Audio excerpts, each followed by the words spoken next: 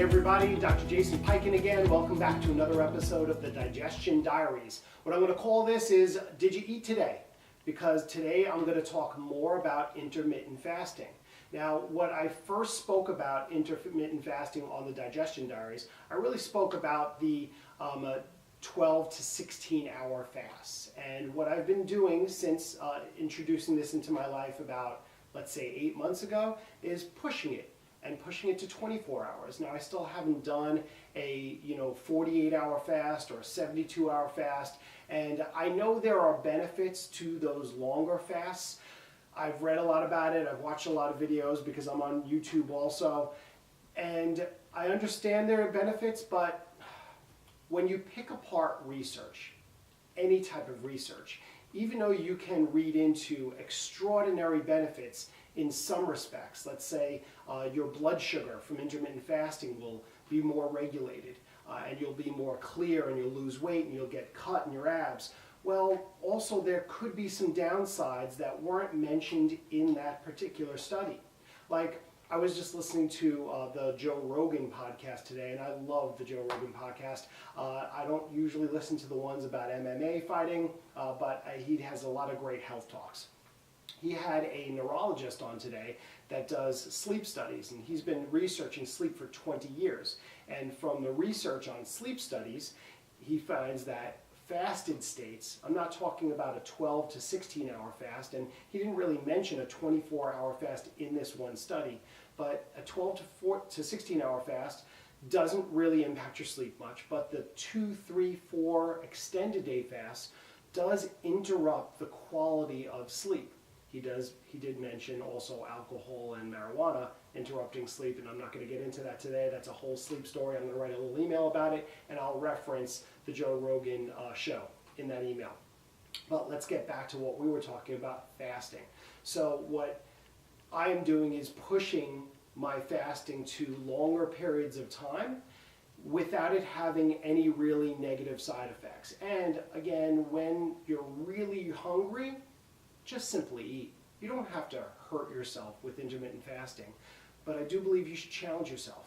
Throughout life, we need to challenge our muscles, we need to challenge our brain, we need to challenge ourselves in lots of different ways. Why not challenge yourself to see how far you can go without eating within reason? And if you're a type 1 diabetic and you're really insulin dependent, you got to do this with the supervision of a doctor, of course, but if you're outside of that, you can play with things. Most people do not get really extremely faint and lightheaded when they play with intermittent fasting. And if you do, hey, eat. And next time, push it 15 minutes. So let's rewind again and go through a little bit more background on intermittent fasting. So what is it? It means intermittently you stop eating. I mean, how simple is that? Intermittently you stop eating. So yesterday I stopped eating about 9 a.m. It's about 3 o'clock p.m. right now, and I'll eat in a few hours. And that's it. And I won't go 24 hours. I'm not going to do a full 24 hours, but I'm going about 20 hours. And how does it feel? Well, right now I'm a little bit hungry. Here's another tip for intermittent fasting. You never get more hungry. That's a phenomenal thing I heard on, I totally forgot which podcast this was, so excuse me for not giving credit out there, but I'm sure it's general knowledge amongst intermittent fasters, that when you intermittent fast, you get a certain level of hunger, and then you don't get any more hungry. Like, hunger doesn't get worse.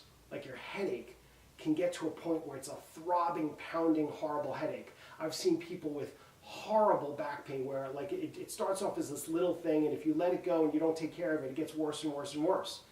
With hunger, there gets to a point where it just doesn't, you don't get more hungry. And within about 20 minutes, 30 minutes of dealing with that relatively moderate amount of this hunger, this feeling, it also goes away.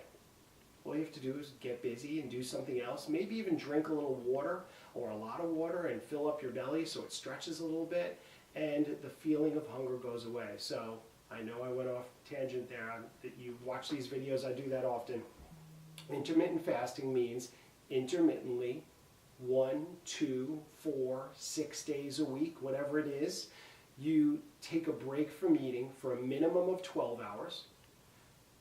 Average person does a 16-hour fast. And every once in a while you can push it to 24 hours. Now I do know plenty of people out there that just only eat once a day, once or twice a day. It goes against what I wrote actually even in my book, Better, 11 Simple Habits to Improve Your Life. I'll give that a plug there. And it's the only chapter, well, it's actually only one part of a chapter that I wish I could rewrite. Because even though eating 4 or 5 times a day is good for some people, I would love to write more about how the benefits of intermittent fasting would benefit most Americans, at least most of the patients I see. Most of the time we eat too often, and that is a belief that I just developed while doing intermittent fasting over the last 9 months. So let's go through again, what do you do with intermittent fasting? You start picking a 12-hour window where you don't eat. Most people can do that. So you stop eating at 8 at night, you don't eat till 8 in the morning. Pretty easy, okay? And then each day or each week or each time you do the intermittent fasting regimen, you add an hour. That's it. Again, you get hungry, famished, eat. If you're not hungry, famished, add the hour and move it up to 16 hours and stay there for a while. You don't have to go up to 24 right away. You could just hang out at 16 for a few months. That's what I did. And I noticed the benefits of not really weight loss, but fat loss, cuts in my stomach. And also, this is the Digestion Diaries, a huge improvement in the amount of bloat and digestion, especially when you eat out. So if you want to create a rule for yourself on when to do intermittent fasting, and you're not good at creating rules every single day, where you just say, I'm going to do it every Monday, Wednesday, and Thursday, and that's it, or every Saturday morning. If you need to be more random and free because your life is all over the place and random and you travel a lot, well then, how about any time by lunch or dinner you feel bloated? You just say to yourself, you know what? I feel bloated right now. Tomorrow, I'm going to do a fast. 12, 16, 20 hours, whatever it is. And I don't guarantee it, but the majority of the time when I see patients and I have them go through this, their belly just tends to flatten out, because what we're doing is we're literally just giving our digestive system a break, a rest. You know, one of the other things that makes people that have digestive symptoms sometimes feel better is the act of eating itself. When you're actually eating, you feel good temporarily, and you know that takes away your problems, because part of digestive problems is stress. And what one tool we use to self-medicate ourselves to get rid of our stress is eating food. So during the act of eating, we have all our problems go away. But what happens is 20 minutes later, 2 hours later, 4 hours later, the digestive system comes back yelling at us. Okay? And I know this from experience, not only from myself and my wife, but tons of patients over the years. So I'm going to urge you to use intermittent fasting as a tool and just try it. Again, just start with a 12-hour fast and add an hour every single other day. The tips that I wanted to throw in here are that you don't get more hungry when you're fasting. So if you can get past that one level of hunger, you'll realize that you don't get even more hungry. And drink a little water and you'll be okay. Another tip for getting through your fast and pushing it longer and longer is get active and busy, right? So what did I do today? Because I was a little hungry when my wife made breakfast and I smelled all this good smelling bacon and avocado, is I set my goal to get on my bike. Now it didn't happen for another hour and a half later because I had to do some other things, which kept me busy. But I got on my bike and went for a 25-mile bike ride. Yes, fasting.